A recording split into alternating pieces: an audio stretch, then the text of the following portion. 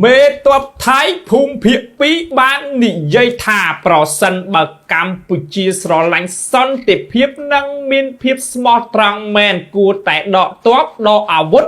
ដោះមីនតាមបណ្ដោយព្រំដែនឲ្យអស់សម្ដីរបស់វីរយុទ្ធរ៉ាក់ស៊ីនមេតបភូមិភាគ2របស់ថៃអ្នកឯងគិតថាកម្ពុជាល្ងងមែន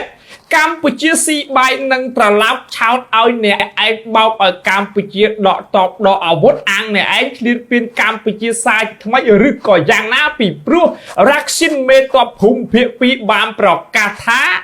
នឹងវាយកម្ពុជាដើម្បីយកប្រាសាទតាក្របីនិងប្រាសាទខ្នារក្នុងរយៈពេល24ម៉ោងខាងមុខអ្នកឯងប្រកាសអញ្ចឹងហើយឥឡូវអ្នកឯងមកចង់ឲ្យខ្មែរដកទ័ពដកអាវុធដោះមីនតាមបណ្ដោយព្រំដែនមិនអាចទៅរួចទេណាវីរយុទ្ធរ៉ាក់ស៊ីនមេតបភូមិភាគ2របស់ថៃហើយ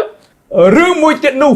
ការបើកព្រំដែនសម្ដេចតេជោប្រធានប្រសិទ្ធិនៃព្រះរាជាណាចក្រកម្ពុជាបានបញ្ជាក់ជំហរហើយថាកម្ពុជាអត់ទៅបន្ទន់ជំហរអង្វរថៃឲ្យបើកព្រំដែនទេទោះបីជាអ្នកឯងចង់បិទ100ឆ្នាំទៀតក៏ខ្មែរអត់ខ្វល់ដែរហើយឥឡូវនេះខ្មែរ